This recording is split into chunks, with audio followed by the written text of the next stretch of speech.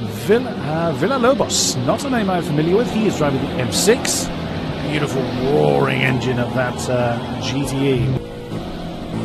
Another M6. Oh yes, thank you, Bankai. Yes, the M6 is a roar that the Corvette's quite nice, but that M6 just has that really deep sound to it.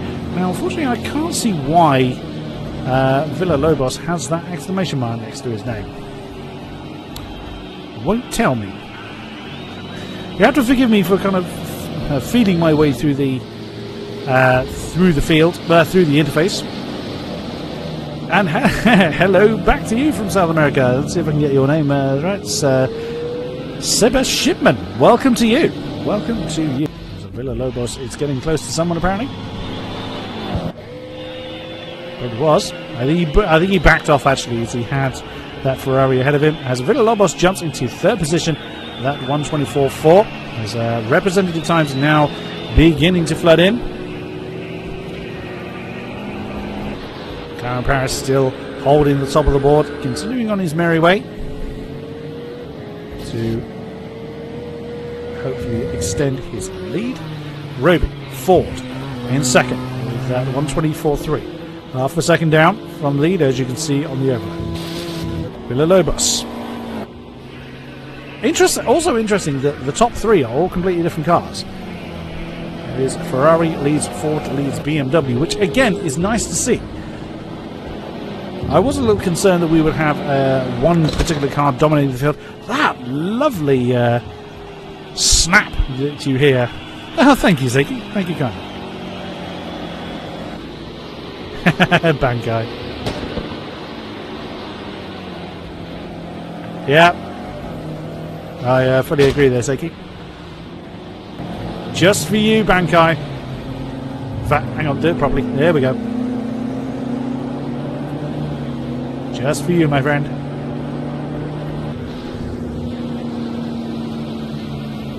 Their race underway. There we go. It's led by the Ferrari of McLaren Paris. He again has managed to get himself some decent gap between the two M6s that are side by side through turn 3. They've just managed to avoid contact then. There's a Ford right up with them. That is Darwood. Lobos is the other M6. That was the M6 I was trying to remember who it was. He's actually very, very close to the GTE class leader, Paris McLaren. So has Paris pitted? Well, if he did, he didn't do it last lap. So the GTEs are now getting in the battle. It wasn't too far apart, actually. The M6 and the Ferrari. As that's Colonel McCoy and one of the LMP1s. Not sure which. LMP1's got caught right in between the two GTEs. So that is going to really slow him down, especially at that particular section. He's going to have to wait for a chance, and there he goes. Oh, Colonel McCoy equally got stuck behind the M6, but he should be able to stay on the inside. Ooh, that might have put the M6 off a little bit, as Colonel McCoy jumped on the inside of Villalobos. But that's the nature of the beast. Oh, there's a Ferrari off. That's Lebo. Can't click on them. Villalobos is right with McLaren Paris, as previously mentioned. Let's go to that one. I tend to use this. No, sorry, not that one. That one. That's the view I tend to use for driving with. But for purpose of the stream, let's have that one. I see the gear count stays on neutral, which is a bit of a shame. Just half a second then separates the two GTE leaders. And Villalobos has been in touch with this Ferrari all race long. It has yet to do anything about usurping him from that position. As he now has, I think there's another one of the Audis right behind him. Nope, that is one of the, that's the RWD. For the LMP2 front runner.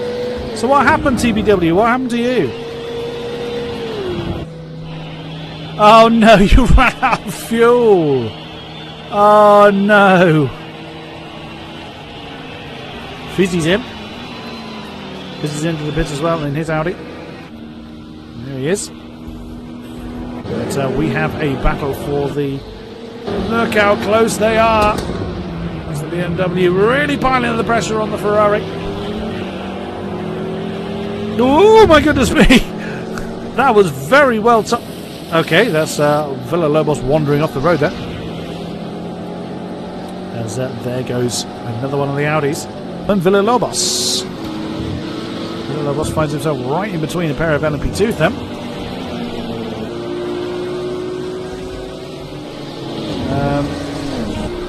Yes, thank you for that, Yorkie. So that is indeed why Freezy's position number appears in red. So if we look at the time, he's got to have a 10-second penalty.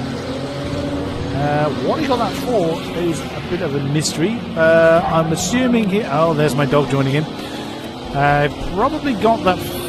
Maybe cutting the pit lane. I don't think he would have got that for the impact with Andrex, unless that's what it was for. I suspect there was a pit lane problem. Ooh, we got a bit of a jumble of cars here. We see Villalobos' M6 right with GT Fanboys Ligier.